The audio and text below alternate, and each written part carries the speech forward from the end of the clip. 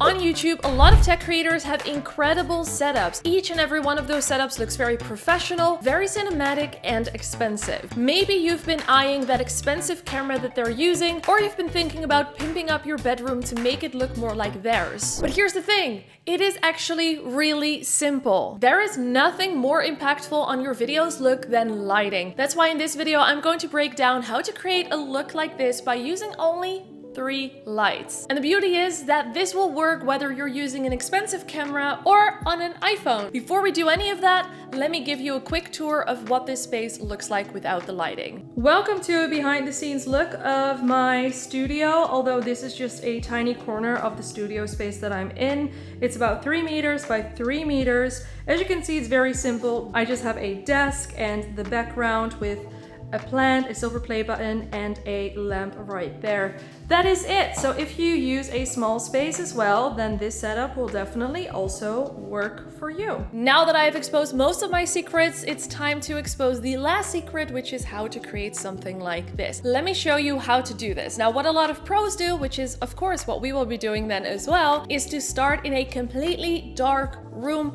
or as close as possible. So switch off your lights, close the curtains, and switch off any screens that you have in the room. Are you ready? 3, 2, 1. The first light that we absolutely need is a key light. The key light is the main... There we go. Whew. The key light is the main source of light that we're going to be using to light ourselves. For a key light, you need 3 things. You need a studio light, a softbox, and a stand, which can be a regular stand or a C-stand. It is totally up to you what kind of studio light you want to use for your setup. My personal favorite is the Aputure 120D Mark II that I've paired with the Lightdome SE. This light is very high quality, which is why it's one of my favorites, but it is a little bit more on the expensive side. So if you're looking for more of a budget-friendly studio light, then I would recommend, for example, the Emron 100D or 60D. If you're filming in a smaller space, then I would recommend looking into the Aputure Mini instead of the Aputure SE because it is a lot smaller light dome, but still really great. And the reason why I want to use a light dome is because it diffuses the light and it makes the light look a lot softer. Right now I'm being lit by the 120D Mark II and the Lightdome SE. Now it comes with a remote, so this is just one strength, but if you want, you can turn it down or up, depending on the look that you want to go for. Now this is what the Emron 100D looks like. If you want a full comparison video, make sure to comment yes below the video. Links to all of the lights that I'm using and all of the accessories, the light domes, everything that I'm using in this video can be found in the description if you want to pick any of these up. Besides these lights that I'm mentioning in this video, you can also obviously use other brands or, for example, a panel light instead of a COB or COB light. Not entirely sure what the right pronunciation is. Just a disclaimer, this video is not sponsored by Aputure, it's not sponsored by Emron by Aputure, it is just my own initiative to make this video, but I do want to give them a little shout out because everything I use is from them. It's a great company, their lights are really reliable, and also the people that work there are just really lovely. That being said, I did reach out to them to ask if I could give a light away, and they said yes, so definitely keep watching because somewhere in this video we will be giving a light away. At the beginning of the video, I mentioned that the placement of your lights is going to make a difference in how your video looks. The most cinematic way to light yourself is in a 45-degree angle, so you'll get this triangle, also known as the Rembrandt triangle, under your eye. However, I noticed that when I placed my light in a 45-degree angle, that it was actually accentuating parts of my face that I didn't want it to accentuate, such as pimples or like little wrinkles or something. And I spoke about this with some of my female creator friends,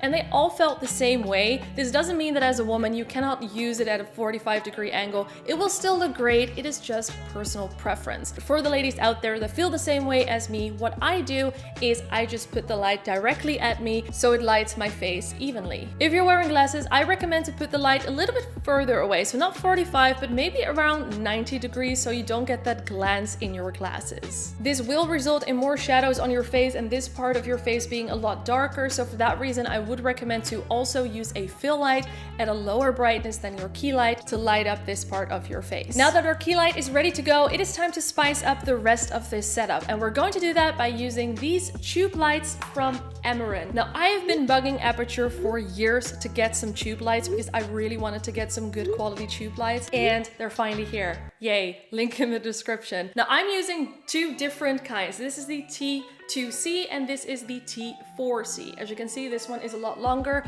Obviously, it would have been better to have two of the same tube lights, but you gotta work with what you got, right? Now, if you're interested in an even smaller tube light, then I can definitely recommend the Aputure MT Pro. They recently released this one. It has magnets on the back. It comes with a little tripod. Honestly, the uses for such an LED light are endless. I'm gonna say that again.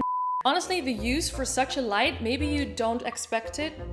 In case you're not really familiar with tube lights, the possibilities of using such a light are endless. I told my editor that if I'm going to mess up again, then we'll just keep it in.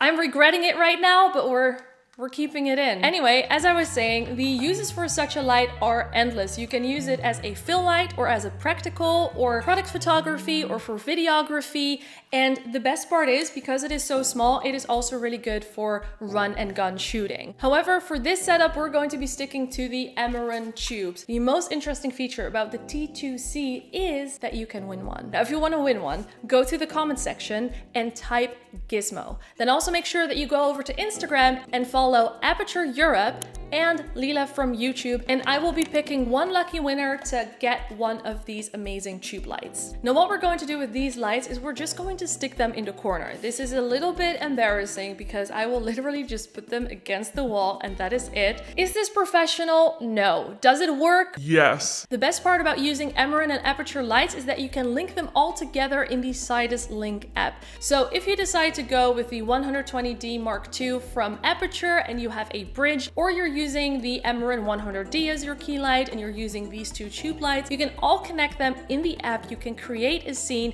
which basically just means that all you have to do, open the app, turn on the lights, and you're ready to start shooting. Now for this video, I chose purple and pink, but you can obviously use any kind of color that you want. A great tip here is to use contrasting colors. You've probably seen a lot of people on YouTube use the famous teal and orange look, and that is because it just works. What I also like to do, in addition to this lighting setup, which obviously is a bonus for this video, is I like to turn on this light right here. This is an IKEA lamp, which is considered a practical in terms of lighting, and inside that lamp I have an Aputure B7C. I can easily turn that on using the Sidus Link app, and then the last thing that I do is behind this cabinet I have a Philips Hue light strip. I made a shopping list to make it easier for you, so you can find it in the description if you're interested in any of these lights. Now, if you're unsure about what studio lights to get for your space, then I really recommend you to check this review right here, where I talk about very tiny but powerful studio lights.